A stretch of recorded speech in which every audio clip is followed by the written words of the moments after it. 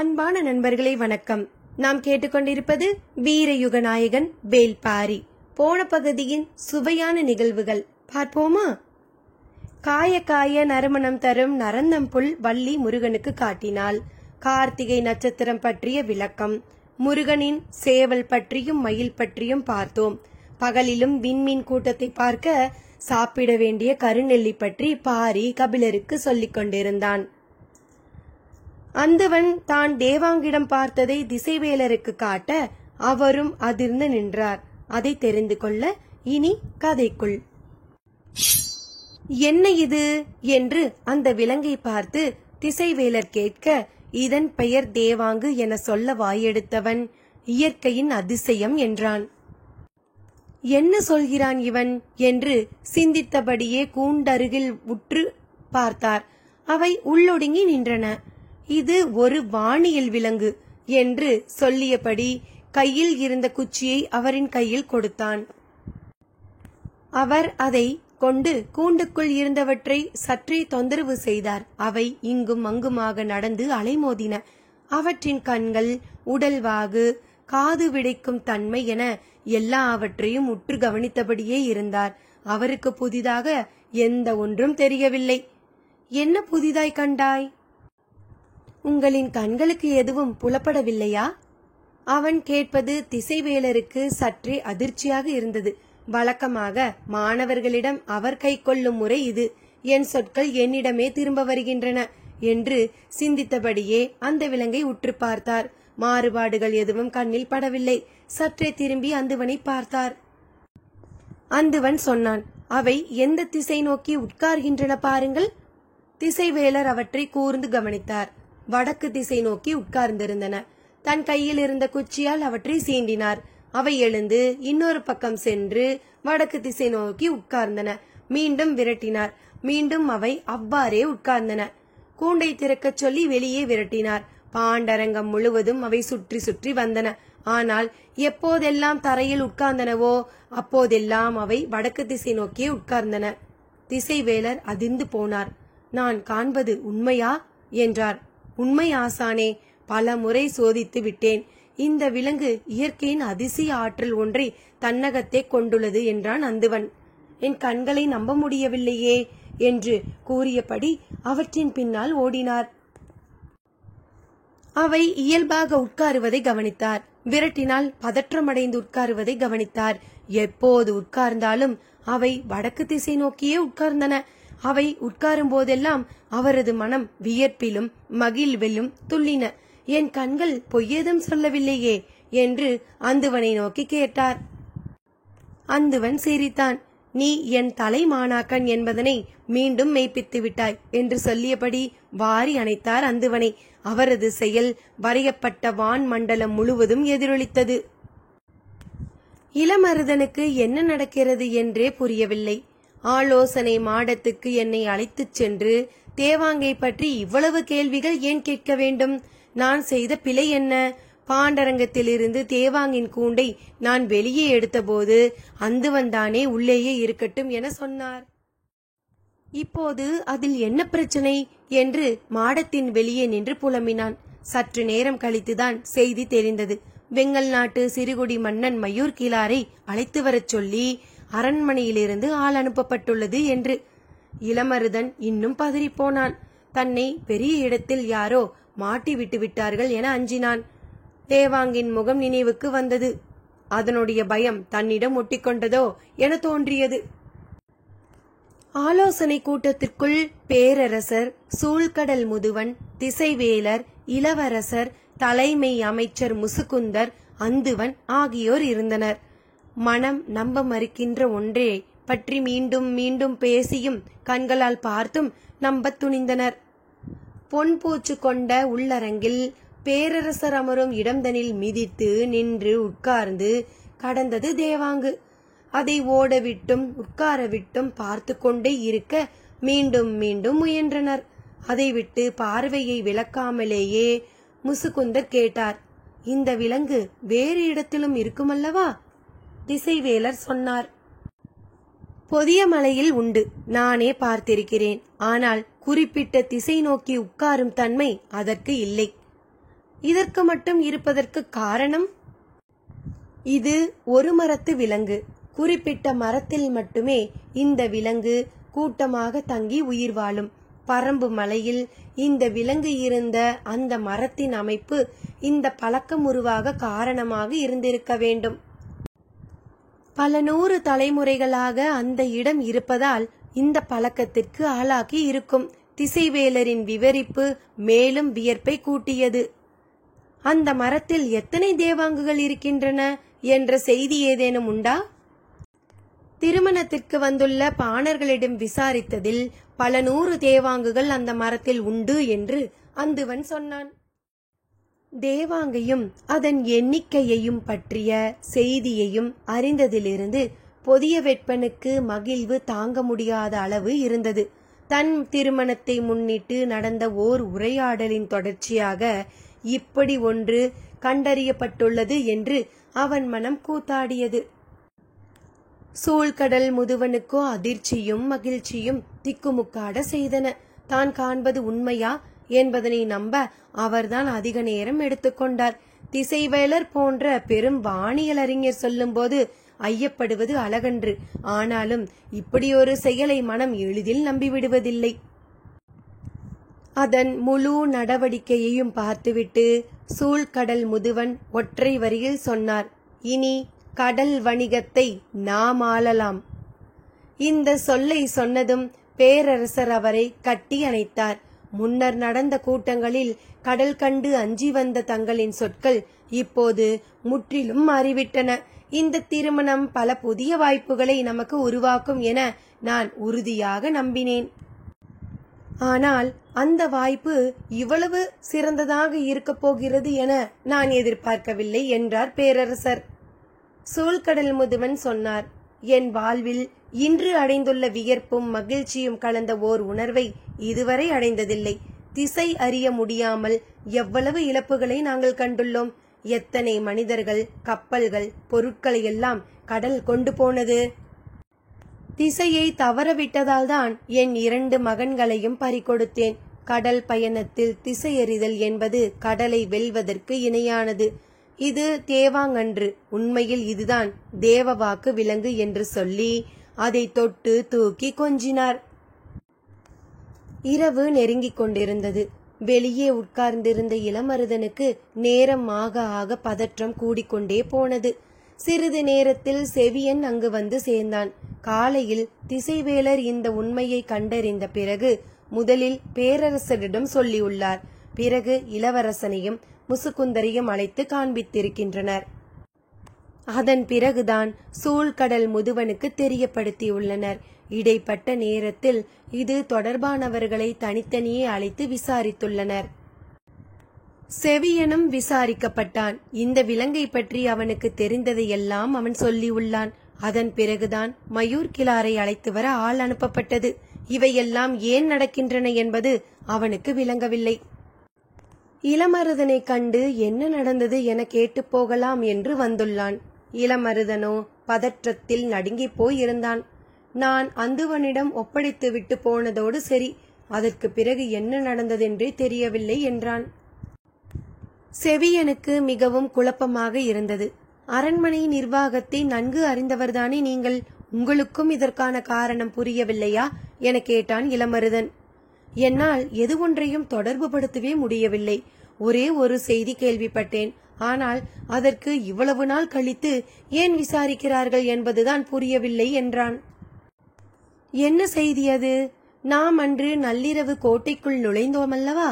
அப்போது கதவை திறந்துவிட்ட யானை மதம் பிடித்து கோட்டை தளபதியை கொன்றுவிட்டது. இந்த செய்தி வெளியே யாருக்கும் தெரியாது. திருமண காலத்தில் தலைநகருக்குள் நிகழ்ந்த மரணம் என்பதால் வெளியே தெரியாமல் எல்லாவற்றையும் முடித்துவிட்டார்கள். அது தொடர்பாக கோட்டை வாசலில் பாதுகாப்பில் இருந்த வீரர்கள் விசாரிக்கப்பட்டுள்ளனர். அப்போது ஒருவன் மட்டும் சொல்லியிருக்கிறான், பார்க்கவே அருவருப்பாக இருந்த ஒரு விலங்கை உள்ளே எடுத்து வந்தனர். அதை கண்ட பிறகுதான் அந்த யானை மிரட்சிக்குள்ளானது என்று. இளமருதன் நடுங்கி போனான். செவியன் சொன்னான், அப்போது நடந்ததற்கு இப்போது ஏன் விடாமல் விசாரிக்கின்றனர் என்பதுதான் புரியவில்லை. இருவரும் என்ன செய்வதென்று தெரியாமல் உட்கார்ந்திருந்தனர். நீண்ட நேரம் கழித்து சக்கரவாக பறவையை கொண்டு வர பயன்படுத்தப்படும் பொற்பல்லக்கு ஒன்றை பணியாளர்கள் மாளிகைக்குள் தூக்கிச் சென்றனர். இதை ஏன் தூக்கிச் செல்கின்றனர் என்பது தெரியாமல் விழித்த செவியன் தனக்கு நன்கு தெரிந்த அரண்மனை பணியாளரிடம் தனியே போய் விசாரித்தான். ஏதோ புதிய விலங்கொன்று வந்திருக்கிறதாம், அதை வைக்க என்றான் அவன். அதிர்ச்சியானார்கள் 2 பேரும்.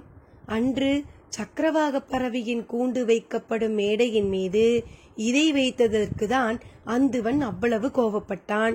தூக்கி வீசிவிடுங்கள் என்றான்.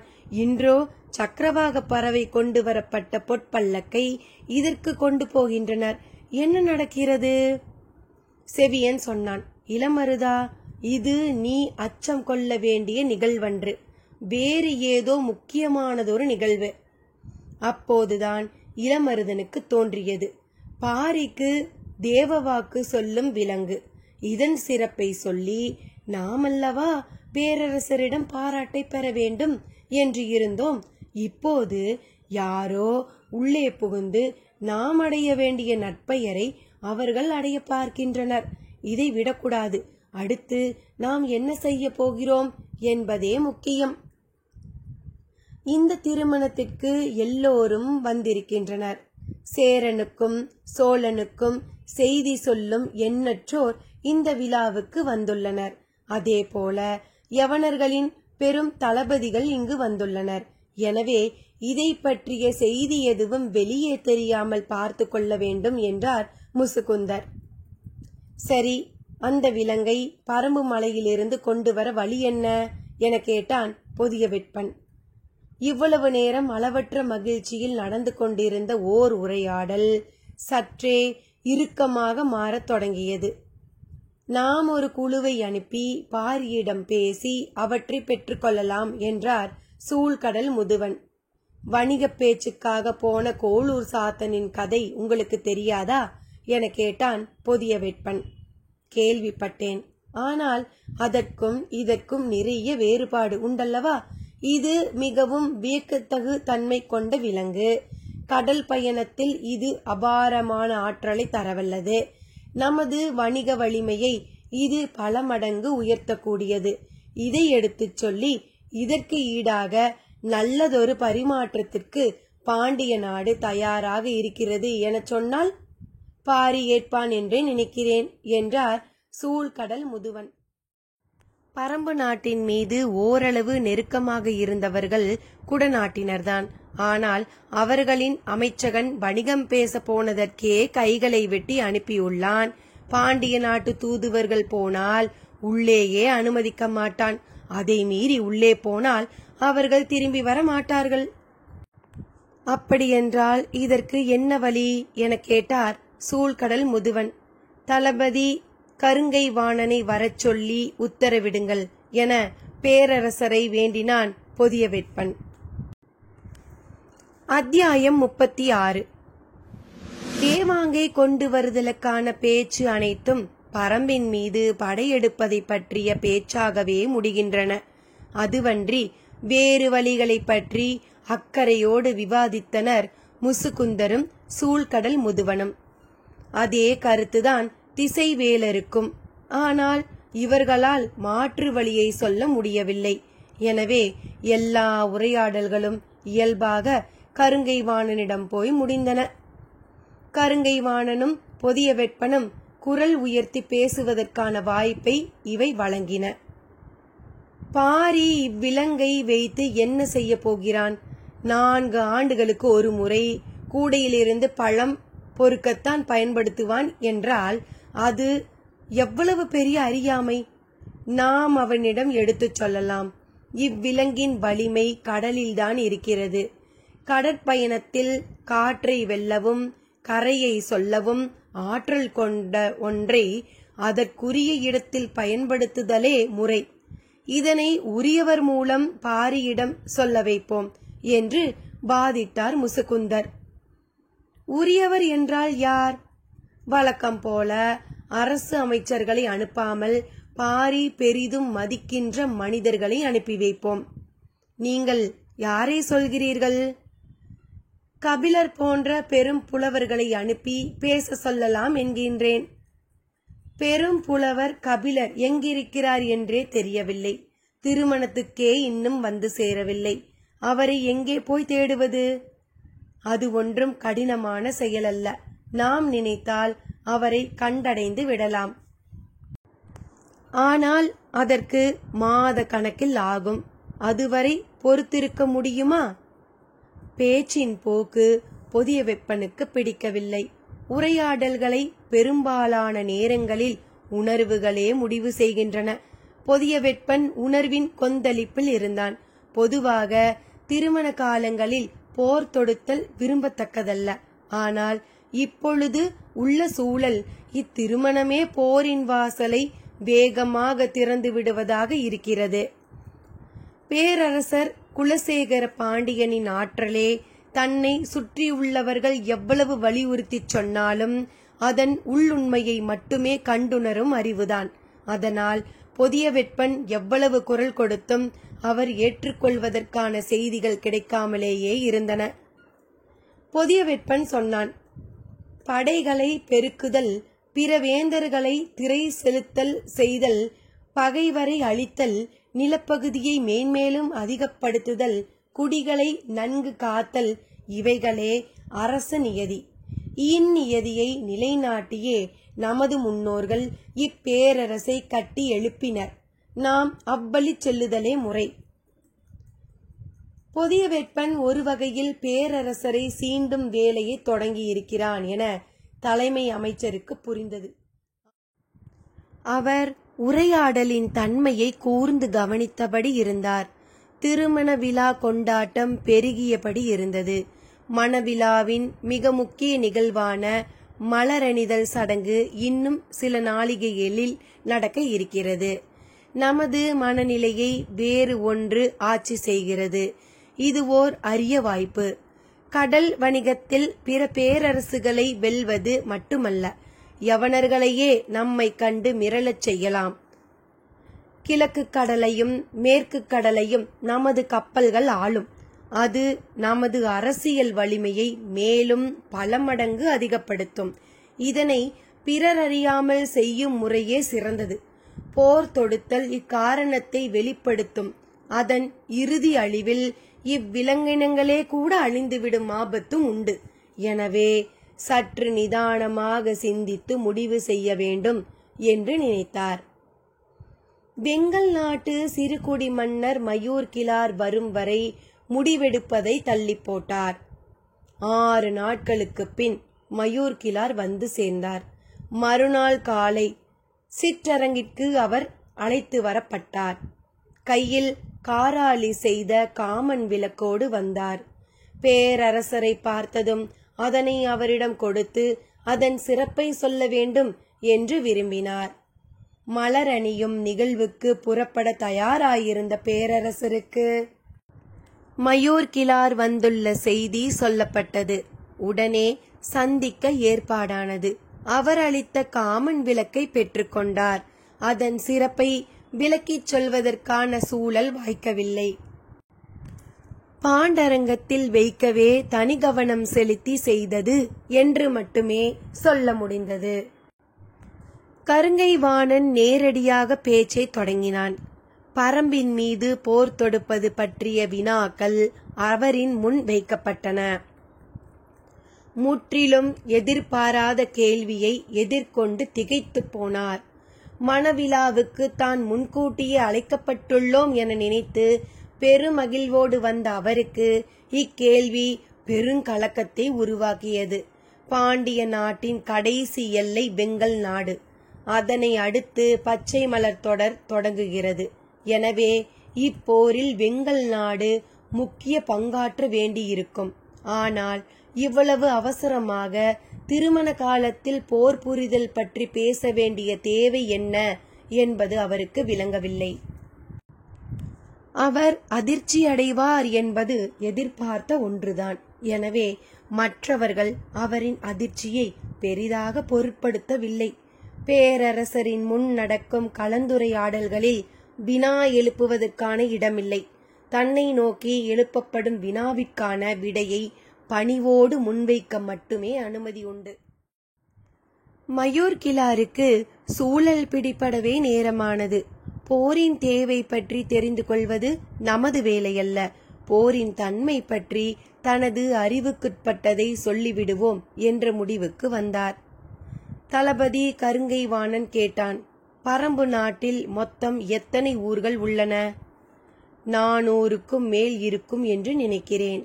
மலையில் அமைந்துள்ள ஊரில் பரம்பும் மக்களின் எண்ணிக்கையும் மிக குறுகிய அளவுதானே இருக்கும்.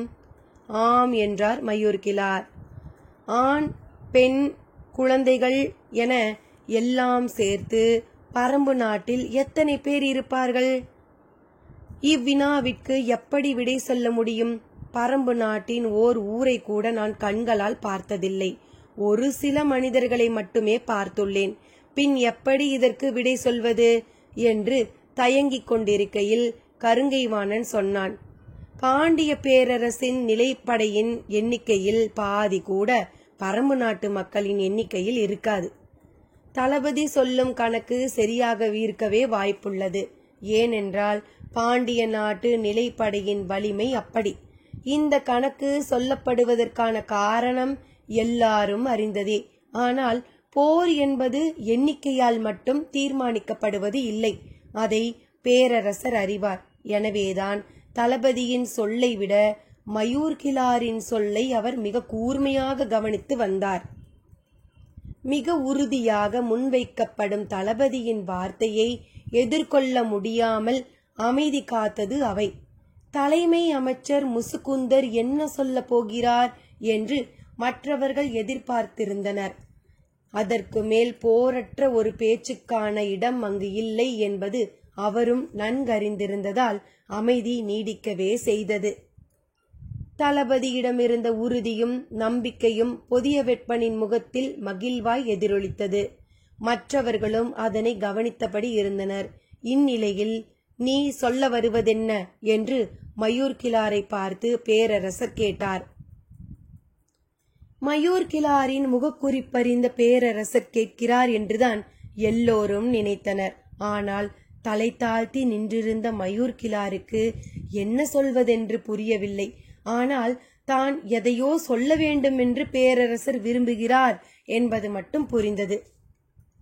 சின்ன செருமலோடு பேசத் தொடங்கினார் மயூர் கிழார்.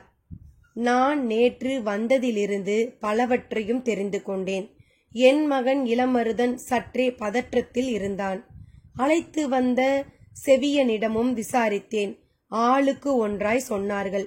ஆனால் அவர்கள் சொன்னதற்கும் உள்ளே நடக்கும் நிகழ்வுக்கும் எந்த தொடர்பும் இல்லை என்று முதலில் தோன்றியது. இப்பொழுதோ தொடர்பு இருக்குமென தோன்றுகிறது. மயூர் கிழார் சொல்வது சற்றே குழப்பமாய் இருந்தது. நீ எதை சொல்ல வருகிறாய் என கேட்டார் முசுகுந்தர். மதங்கொண்ட யானையை நீங்கள் கையாண்ட முறையை என்றார் மயூர் கிழார். அதிர்ந்து போனார் முசுகுந்தர்.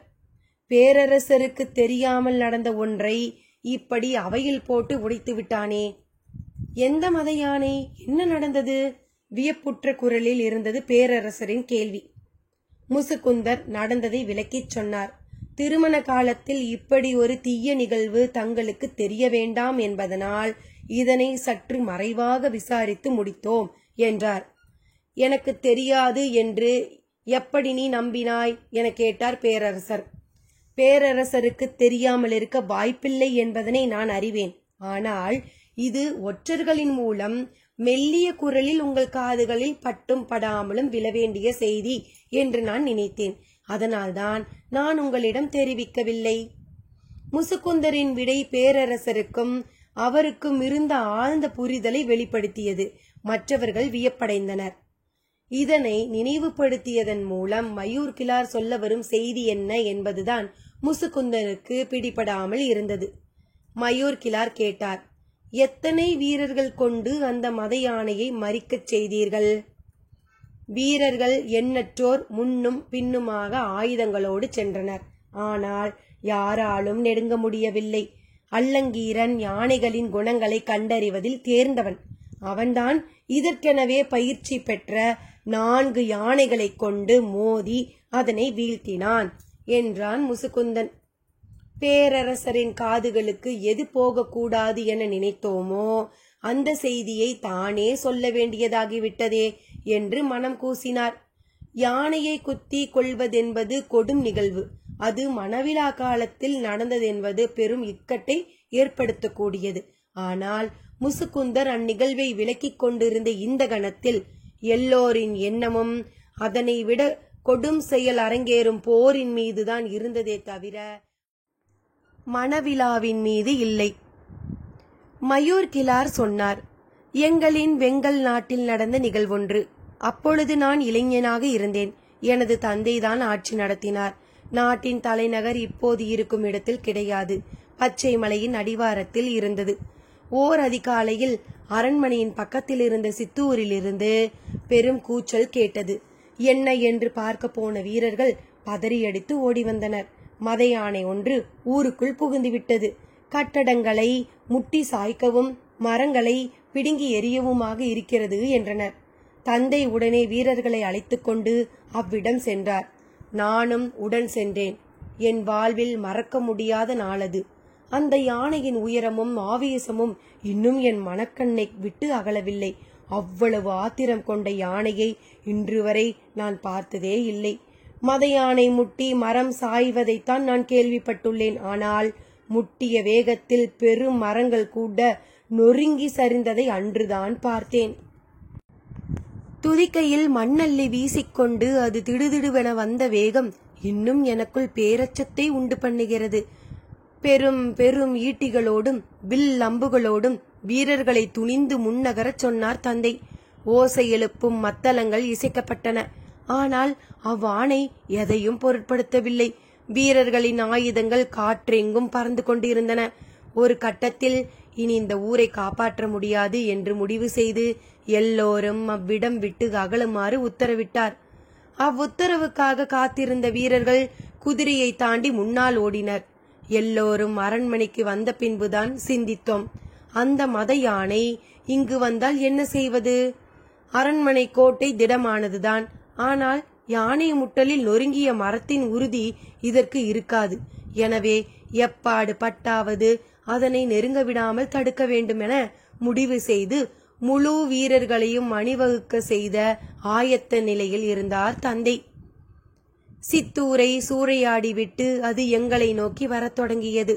வீரர்களின் கால் நடுக்கத்தில் தரையே ஆடியது என்றுதான் சொல்ல வேண்டும்.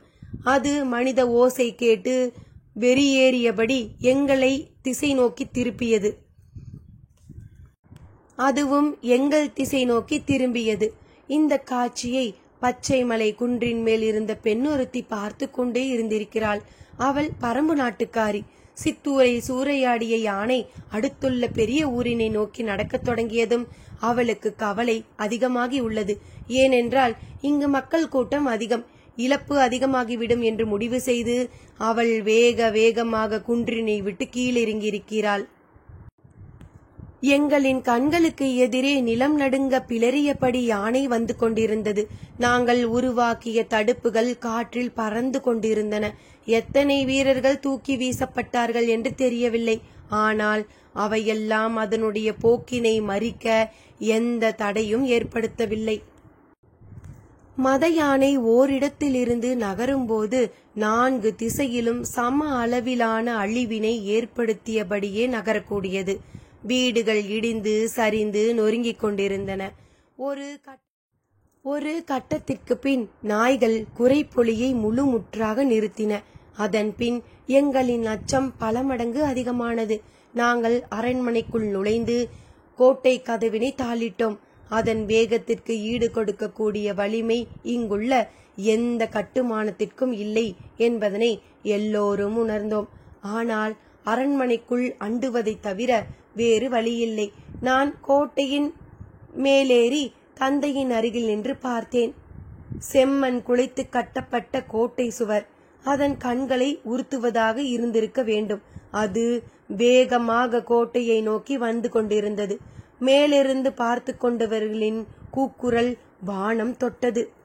அப்பொழுதுதான் இடப்புற மலையடிவாரத்திலிருந்து ஒரு பெண் கோட்டையை நோக்கி வருவதை பார்த்தேன். அவள் வேக வேகமாக வந்து கொண்டிருந்தாள். மத யானை ஒன்று எதிர் திசையில் வந்து கொண்டிருக்கிறது. அதனை அறியாது பெண் ஒருத்தி வந்து கொண்டிருக்கிறாளே என்று பதறினேன். அவளோ எதனையும் பொருட்படுத்தாமல் வந்து கொண்டிருந்தாள். தனது குழந்தையை பின்புறம் முதுகோடு சேர்த்து மேல் துணியால் கட்டியிருந்ததும் தெரிந்தது. நெருங்கி வர வர மத யானையின் பிளறல் பேரச்சம் தருவதாக இருந்தது. என்ன நடக்கப் போகிறதோ என்ற அச்சத்தால் நாங்கள் உறைந்து போயிருந்தோம். ஆனால் எவ்வித அச்ச உணர்வுமின்றி அவள் எதிரில் நடந்து வந்து கொண்டிருந்தாள். முதுகுப்புறம் இருந்த குழந்தை அழுதிருக்க வேண்டும். முன்புறம் போட்டு மார்பில் பால் குடிப்பதற்கு ஏற்ப துணியை குழந்தையோடு இருக்க கட்டினாள். ஆனாலும் அவள் நடையின் வேகம் குறைந்த பாடில்லை. அவள் கையில் ஏதோ ஒரு செடி ஒன்றை வைத்திருப்பது மட்டும் தொலைவிலிருந்து பார்க்கும் பொழுது தெரிந்தது. அவள் அரண்மனை வாசல் நோக்கி உதவி கேட்டு வருகிறாள் என்றுதான் முதலில் நினைத்தேன். அவளோ இப்பக்கம் வராமல் மத யானை வந்து கொண்டிருக்கும் திசை நோக்கி போனாள். மேலே இருந்து பார்த்து கொண்டிருந்த எங்களால் இக்காட்சியை நம்பவே முடியவில்லை. என்ன ஆனது இந்த பெண்ணுக்கு? தன்னந்தனியாக மத யானையை நோக்கி போகிறாளே என்று அஞ்சினோம். பெரும் படையே சிதறடித்த வெறி கொண்ட அந்த யானையை நோக்கி சிறிதும் அச்சமின்றி அவள் போய்க் கொண்டிருந்தாள். ஏதோ நடக்கப் போகிறது என்பது மட்டும் எங்களுக்கு தெரிந்தது.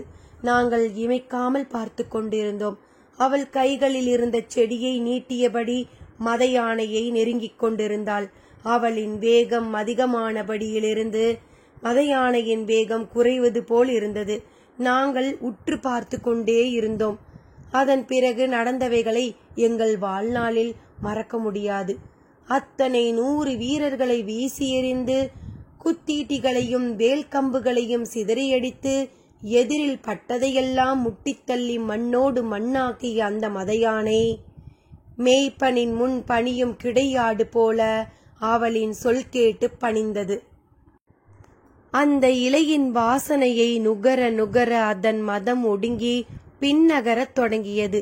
அவள் தன்னந்தனியாக சிறு குச்சியை கொண்டு விரட்டுவதைப் போல யானையை விரட்டிக் கொண்டு மலையேறி ஏறிவிட்டாள்.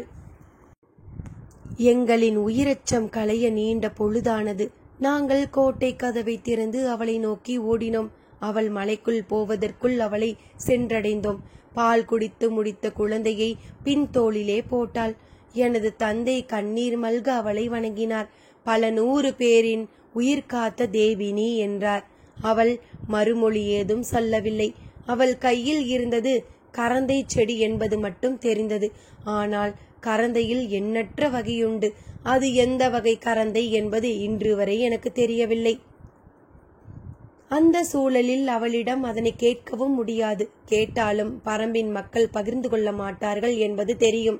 எங்களை காத்தருளி அவளுக்கு ஏதாவது செய்ய வேண்டும் என்று தந்தை துடித்தார். அவள் எதனையும் ஏற்றுக்கொள்ளவில்லை. எங்களின் உயிரை காப்பாற்றி அவளின் காலடியில் பணிந்து பரம்புக்கும் பரம்பின் மக்களுக்கும் எதிராக சிறு தீங்கும் நாங்கள் என்றும் செய்ய மாட்டோம் என்றார் தந்தை. மயூர் கிளார் சொன்ன கதையை அவை மிக கவனமாக கேட்டது. போருக்கான கருத்தை கேட்ட பேரரசரிடம் நான் கருத்தை மட்டுமே வழங்க முடியும், போரிலே பங்கெடுக்க முடியாது என்று எவ்வளவு அழுத்தமாக சொல்ல முடிந்தது மயூர் கிளாரால்? வயது பட்டறிவும் கொண்ட மூத்த மனிதர்கள் இக்கட்டான சூழலை எவ்வளவு நுட்பமாக செயல்படுத்துகிறார்கள் என்பதனை எண்ணி மனதுக்குள் வியந்தார் முசுகுந்தர். அவையில் நீடித்த அமைதி களைய நேரமானது. இவ்வமைதி அவ்வளவு நேரம் வாதிட்ட தளபதி கருங்கைவாணனின் கருத்துக்கு எதிரானதாக உரு திரண்டிருந்தது. எனவே அதனை உடைக்க வேண்டிய பொறுப்பும் தளபதியையே சார்ந்தது. போரிலே பங்கெடுக்க மாட்டேன் என்பதனை சொல்லத்தான் இங்கு வந்தீர்களா?